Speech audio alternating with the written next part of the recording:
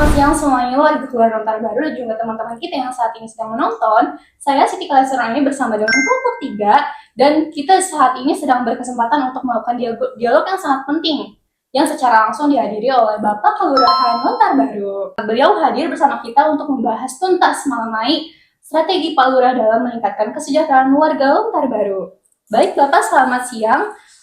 Terima kasih sudah menyempatkan waktunya untuk hadir juga untuk bersedia kita ajak berdiskusi bersama. Bapak boleh perkenalan diri terlebih dahulu? Perkenalkan nama saya Agus Sulaiman sebagai Kepala Kelurahan Lontar Baru, Kecamatan Serang, Kota Serang. Oke, terima kasih banyak Bapak perkenalan juga. Bapak juga boleh saya hai dulu ke kamera Bapak untuk menyapa warga-warganya ya. Nah, untuk mengefisiensi waktu kita bersama, kita langsung saja masuk ke topik utamanya yaitu bagaimana sih strategi Pak Lurah dalam meningkatkan kesejahteraan warganya? Baik, kepada Aura, silakan untuk diberikan pertanyaan ke Bapak. Baik, Bapak tadi sebelumnya sepanjang jalan ini kita ngeliat nih lingkungannya dari Kelurahan Lontar Baru. Nah, boleh nggak sih Pak cerita nih terkait kondisi sosial yang ada di wilayah Lontar Baru? Gimana nih? Baik, kondisi sosial di Kelurahan Lontar Baru pada umumnya adalah kondisi yang memang di kelas menengah ke atas. Kenapa disebut itu? Karena kondisi di geografis Kelurahan Lontar berada di pertengahan kota, sehingga rata-rata warganya itu bermata pencarian sebagai buruh dan karyawan, dan sebagian besar adalah sebagai pegawai pemerintahan. Dan kondisi sosial yang ada di Lontar Baru memang ada beberapa tingkatan lah, terutama di wilayah-wilayah yang memang seperti di Kaluran Pena, memang kondisi pemukiman di situ cukup padat dan itu mempengaruhi keadaan sosial mereka terkait di lingkungan mereka masing-masing. Luar biasa sekali ya, apalagi kayak kondisi sosial di sana berarti lancar-lancar aja ya Pak, berarti nggak ada kayak konflik segala macam Pak? Insya Allah di Kelurahan Lontar kalau konflik yang besar sih tidak ada lah, hanya beberapa memang adalah gejolak beberapa terkait dengan lingkungan lah mungkin, tapi itu sudah bisa diantisipasi oleh teman-teman di lingkungan RT dan RW, sudah bisa diantisipasi. Berarti sejauh ini tidak ada laporan yang sangat serius mengenai konflik-konflik yang ada gitu ya Pak? Ada beberapa lah, artinya mungkin dari segi keamanan lah, dari segi keamanan terutama di lingkup di RW 12 seperti di sini. Ini ada beberapa kos-kosan lah, kos-kosan yang memang harus ekstra. Kenapa? Karena kos-kosan ini pada saat zaman sekarang ini rawan sekali, terutama untuk hal-hal yang menjurus ke arah prostitusi. Nah, alhamdulillah di lingkungan kita, khususnya di RW 12 ini sudah ada pengamanan yang cukup ketat lah, mulai dari Pak RT, Pak RW yang melakukan monitoring terhadap penghuni kos-kosan yang memang notabene adalah banyaknya dari luar. Gitu. Dari luar kota Serang ya Pak ya? Yang merantau sepertinya. Namun tentu saja setiap perkembangan itu kan membawa tantangan baru nih Pak. Seperti contohnya tadi kan banyak dari luar yang tinggal di kota Serang dengan cara ngekos gitu kan. Dan itu juga banyak tantangannya juga kan. Berkaitan dengan itu, menurut pandangan Bapak, apa indikator paling mendasar dari kesejahteraan bagi warga Lontar Baru saat ini? Dan ada nggak sih visi misi yang Bapak bawa itu untuk mencapai indikator tersebut Pak?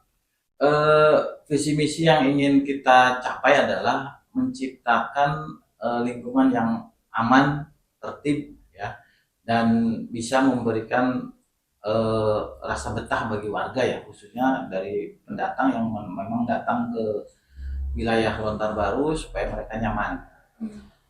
Terkait dengan itu kami mencoba bersama teman-teman RT RW melakukan yang disebut dengan monitoring setiap malam minggu yang dilakukan terhadap warga-warga kami yang melakukan aktivitas di tengah malam.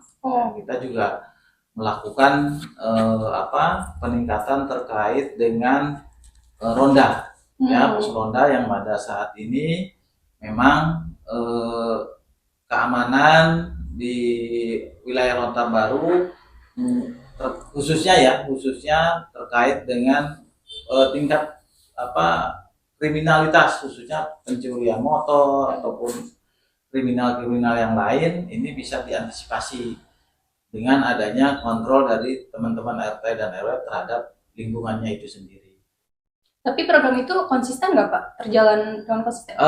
Konsisten karena kita setiap minggu dengan Pak Babinsa, Babin Kaptimas, kita melakukan patroli bersama terhadap beberapa titik-titik rawan lah yang ada di wilayah Kelurahan Lontar Baru, seperti di Pasar Pandean, di RW 12 ini, di Kaloran dan Lontar Pos itu kita melakukan patroli secara rutin gitu, setiap malam minggu. Lantas ada nggak Pak program kerja Bapak nih yang sedang Bapak lakukan untuk menjaga kesejahteraan warganya ini kan tadi kata Bapak banyak nih kriminalitasnya gitu.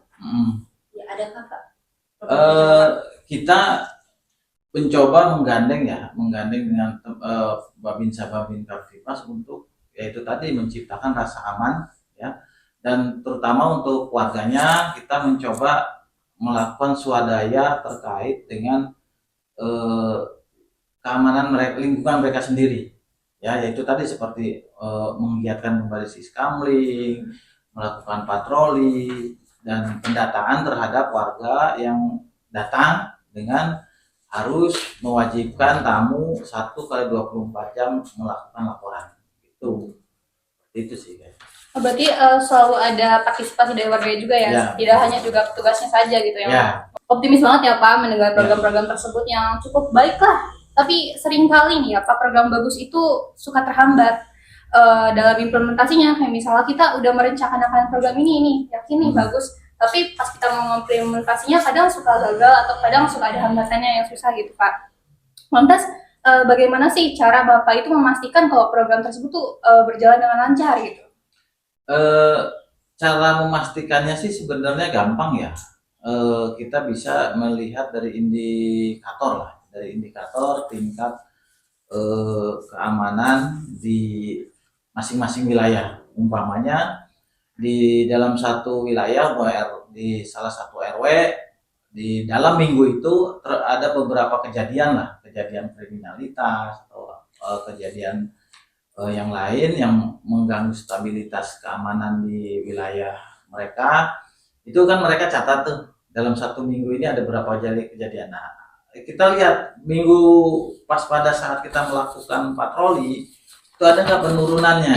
Nah, jika diketemukan bahwa ternyata menurun dari umpamanya 5 kejadian, ternyata cuma ada kejadian, syukur-syukur ada yang pada minggu ini sudah tidak ada kejadian tindakan kriminal di wilayah itu.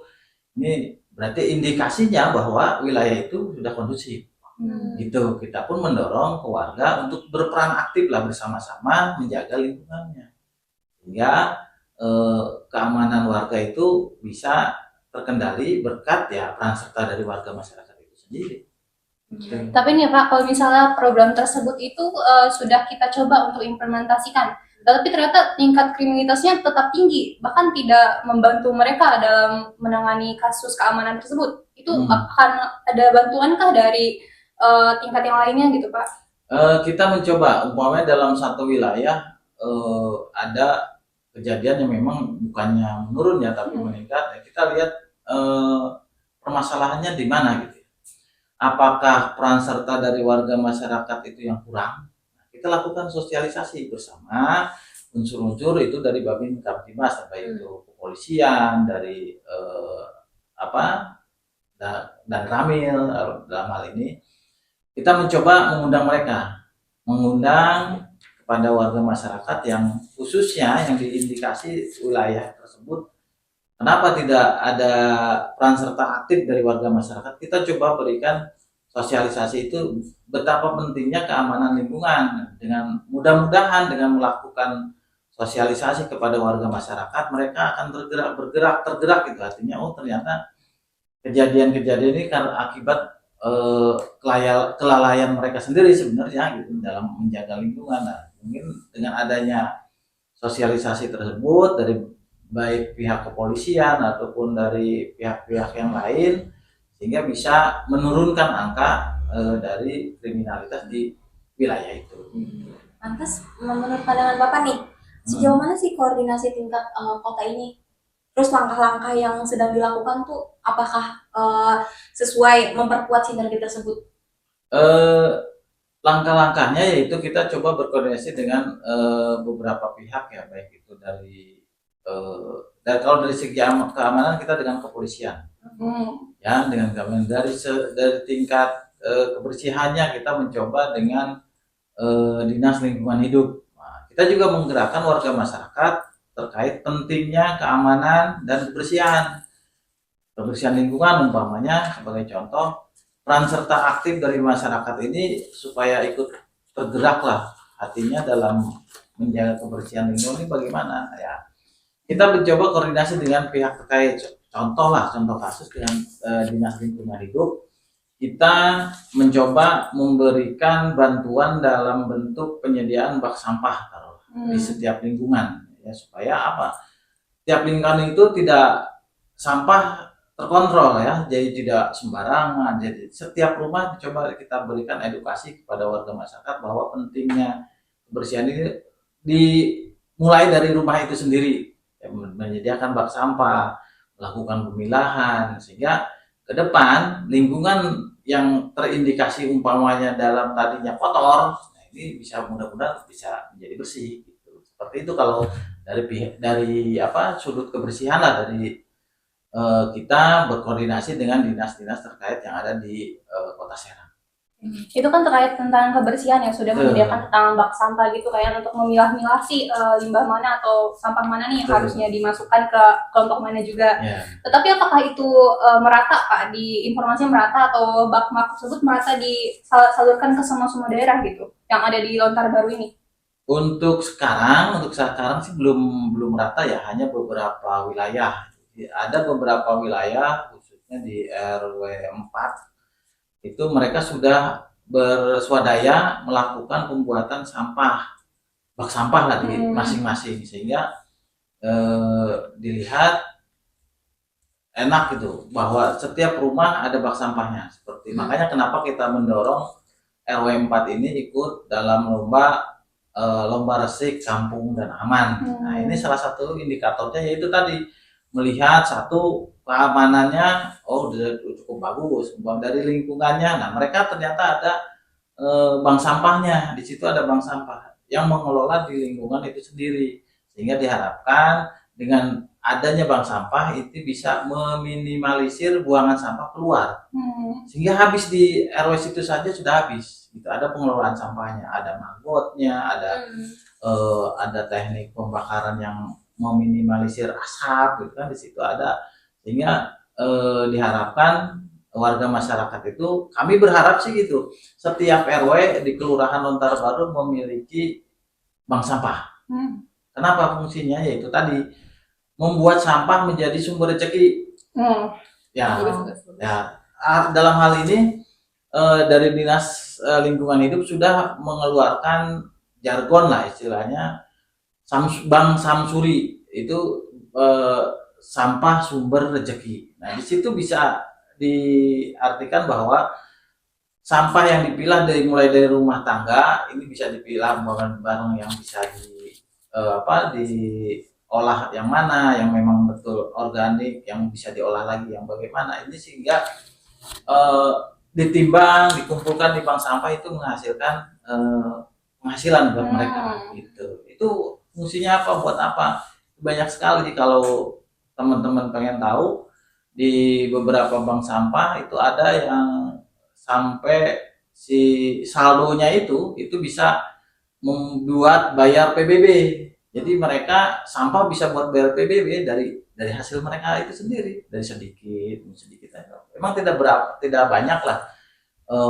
Berapa sih sampah rumah tangga gitu dalam satu hari ya. Tapi kalau lama-lama kan itu bisa menjadi sumber rezeki bagi mereka gitu, menghasilkan gitu, dan bagi lingkungannya itu tertata dengan rapi. Kreatif banget ya Pak. Bagus banget sih itu programnya, kayak apalagi ada slogannya Pak. Ya, Bank Samsuri. Bank Samsuri. Sampah sumber rezeki. Ya, sampah sumber rezeki. Tolong dicatat ya guys, sampah sumber rezeki. Berarti ngomongin soal itu masuk juga nih sama topik kita selanjutnya terkait ekonomi nih Pak. Nah, tadi kan sudah membahas terkait kebersihan, juga keamanan, dan apalagi kebersihan tersebut juga tentang bank sampah yang menjadi sumber rezeki nih. Berarti kalau ngomongin soal ekonomi di wilayah Lontar Baru ini, terutama ada pasar baru nih ya kan Pak, pasar di Pandean nih kan. Bapak kan sebagai Bapak Lurah nih ya, pasti paling dekat dengan warganya nih. Ada nggak sih Pak keluhan dari warganya ataupun curhatan dari warganya terkait ekonomi di wilayah Lontar Baru? Seperti di pasar misalnya, apalagi tadi kan soal si sampah-sampah itu bisa menjadi soal rezeki, itu kan termasuk sebagai hasil yang positif dari program Lalu Bapak. Ada nggak sih Pak kalau program yang Bapak salurkan lagi untuk masyarakat untuk meningkatkan sumber pendapatan mereka dalam segi ekonominya gitu Pak?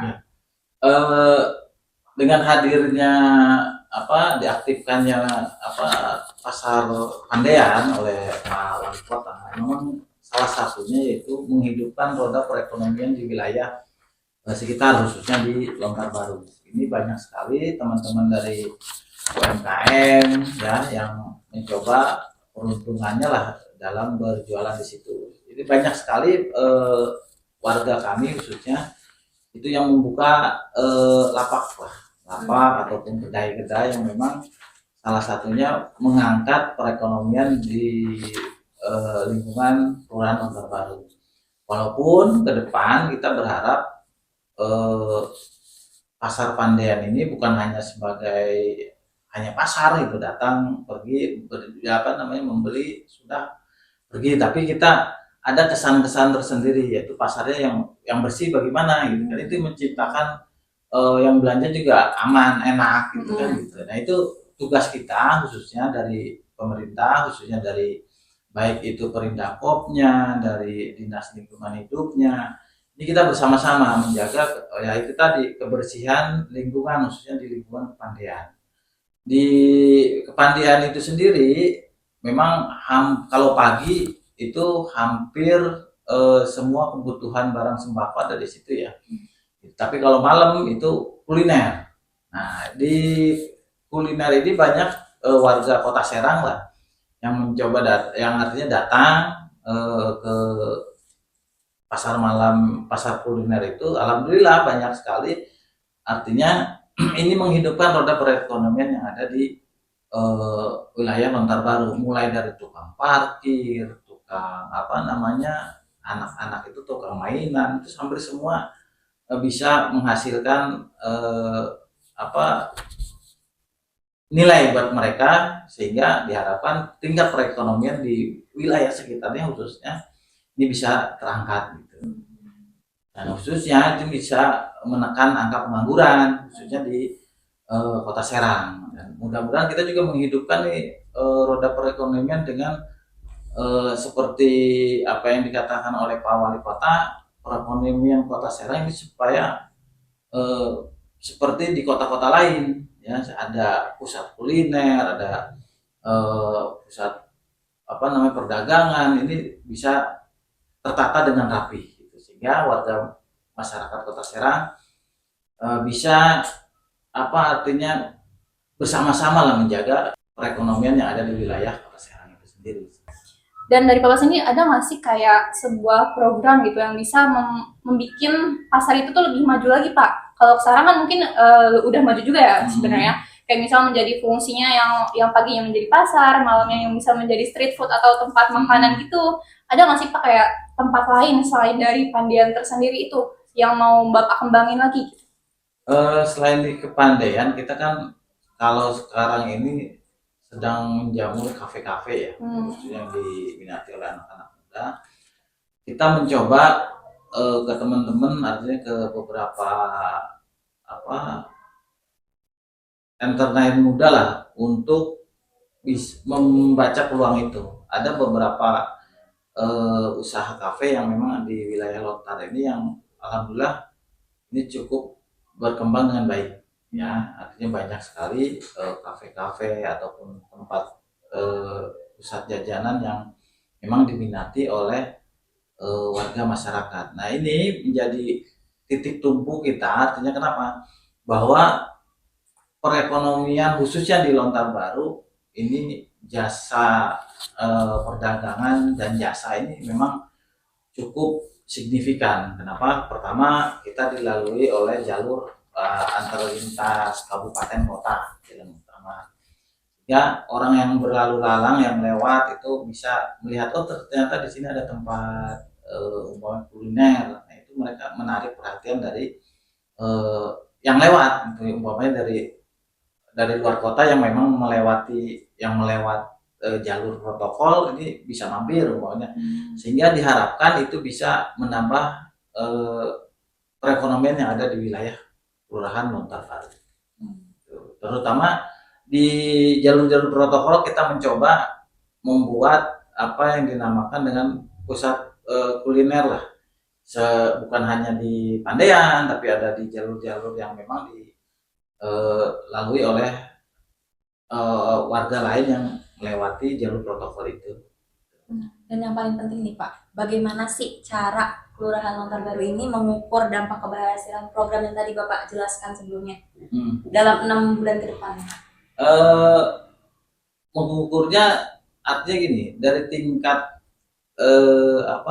kalau berdasarkan statistik ekonomi lah kalau gitu, memang masih jauh lah dikatakan warga Lontarbaru ini dikatakan sejahtera. Kenapa? Ternyata kan masih ada beberapa teman-teman dan saudara kita yang memang di bawah garis kemiskinan. Kenapa? Salah satunya yaitu tadi mereka tidak punya keahlian, ya, sehingga mereka bingung mau ngerjain apa gitu. Akhirnya kan kepada sektor-sektor non formal seperti tukang parkir, adanya kan gitu, sehingga perekonomian mereka yang artinya hanya beberapa hari habis lah gitu, hanya untuk makan sehari-hari mereka habis. Nah, kita mendorong teman-teman yang yang tidak mempunyai keahlian, ataupun kita akan mencoba ke depan kita punya program yang dinamakan dengan berwira swasta secara mandiri. Kenapa? Yaitu kita akan mengundang dari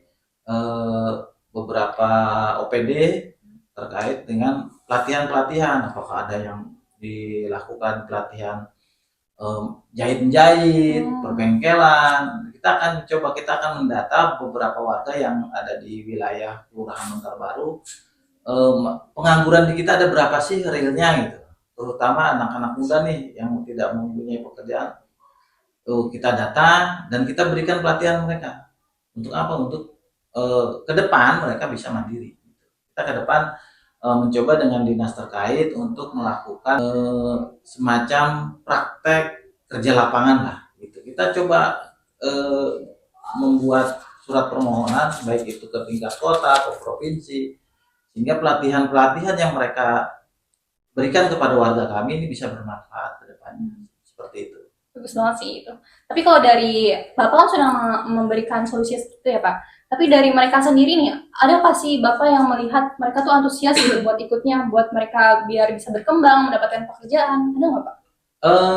Dari beberapa warga khususnya memang ada beberapa yang pesimis lah, artinya program itu buat apa sih, kedepannya tidak buat pegang, karena mereka berpikiran bahwa usaha baik, mereka menginginkan usaha langsung sukses. Nah itu kan yang membuat mereka tidak mau berkembang.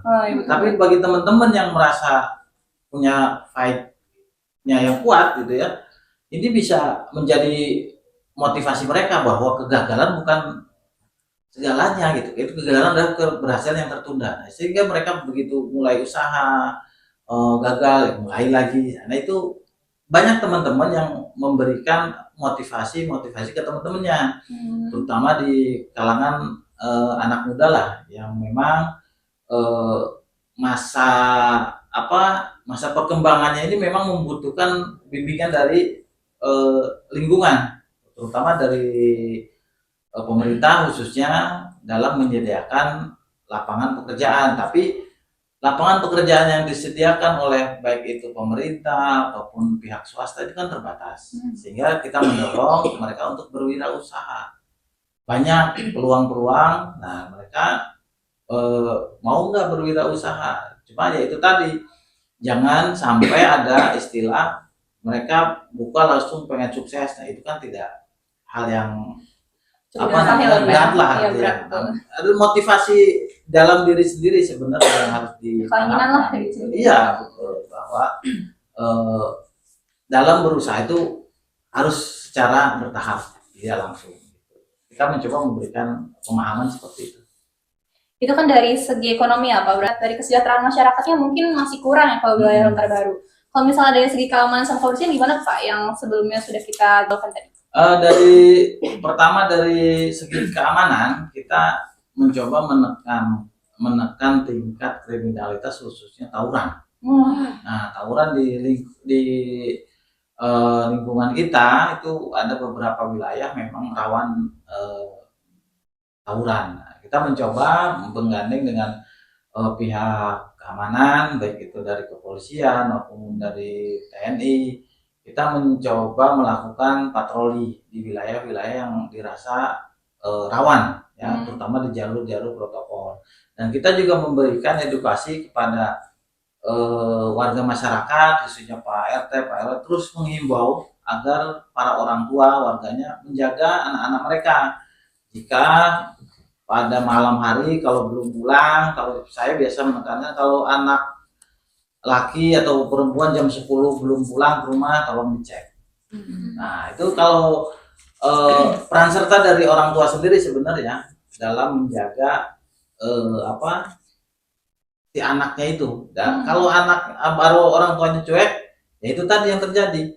Mereka terbawa oleh lingkungan, ikut tawuran lah, akhirnya yang repot ya orang tua juga. Yang kita menekankan kepada orang tua untuk selalu mengecek keberadaan anaknya. Setiap jam 10 coba dicek, ditelepon, udah pulang belum. Kita juga merasa bahwa memang anak muda perlu bermain atau perlu pergaulan, tapi kan harus ada batasan-batasan yang memang mana yang boleh, mana yang tidak. Tetapi kalau sudah ada batasan itu, insya Allah ke depan anak-anak yang memang artinya sudah dibatasi itu bisa ada warning lah mereka bahwa oh ini tidak boleh gitu, bahwa boleh bergaul dengan siapa saja tapi ada batasan-batasan gitu. Berarti sedang berkembang ya kalau dari segi betul. keamanan. Kalau segi kebersihan itu masih berkembang Pak atau udah maju? Kalau di kebersihan kita alhamdulillah beberapa lingkungan kita sudah mencoba memberikan edukasi tadi seperti tadi bahwa setiap lingkungan harus mempunyai bank sampah. Salah satunya itu untuk mengurangi buangan sampah di lingkungan di luar, sehingga diharapkan di luaran tuh di pinggir-pinggir jalan tuh nggak ada lagi tuh yang buang sampah gitu kan, apalagi yang numpuk-numpuk gitu. Nah, seperti di pasar, Pandean yang ini secara rutin dilakukan oleh Dinas Lingkungan Hidup. Tapi sejauh itu masyarakatnya masih peka nggak Pak atau acuh-acuh aja gitu Pak tentang sampah ini? Kalau terkait itu ada warga masyarakat yang memang peduli terhadap lingkungan. Nah, ini mereka yang rajin lah, mulai memilah sampah dari rumah sampai pembuangan sampah di pilah-pilah gitu. Tapi ada beberapa masyarakat yang memang kurang peduli. Karena kenapa? Karena tingkat kepedulian mereka sendiri yang kurang. Di lingkungan sendiri biasanya kan ada iuran sampah tuh. Iya betul. Nah, iuran sampah. Ada yang beberapa warga yang nggak mau. Nah, mereka yang tidak membayar iuran ternyata kan mereka dibawa sampahnya sendiri dibuang ke TPS liar. Nah, itu yang menjadi masalah. Nah, kita menekankan ke teman-teman, ke semua warga, jangan sampai hal itu terjadi di lingkungan Lontar Baru, sehingga diharapkan nggak ada lagi itu sampah-sampah liar. Oke, mungkin tadi kan Bapak sudah menjelaskan tentang aspek keamanan ya, aspek kebersihan dan juga ekonomi. Itu kan semuanya disalurkan dari program Bapaknya sendiri dan juga teman-teman yang lain mungkin ya. Tapi ada nggak sih Pak kayak dari masyarakatnya sendiri yang membuat programnya untuk mereka bisa sejahtera gitu? Yang mereka usulkan untuk ke Bapak, coba yuk kita buat ini gitu. Ada beberapa kemarin seperti contoh ada beberapa forum RW itu mereka mencoba membuat pengelolaan limbah sampah ya yang disebut dengan TPS 3R. Nah, TPS 3R ini kita akan coba bentuk salah satunya dari forum RW ini akan mencoba membuat pengelolaan sampah sehingga sampah itu bisa dimanfaatkan, baik itu bisa menjadi ada contoh itu menjadi batako gitu ya, sampah ada yang menjadi apa sampah apa tuh bekas minyak di lantai itu bisa menjadi sabun, itu banyak sekali itu. Nah, kita mencoba kemarin berdiskusi dengan teman-teman dari forum RW akan membuat eh, tempat sampah yang apa artinya TPS 3R ini tempat pengelolaan sampah yang mandiri, sehingga diharapkan tidak membuang sampah ke Cilowong lagi, cukup di kita itu sampah itu akan habis. Di penghujung diskusi kita yang seru ini nih, ada pertanyaan terakhir untuk menutupnya.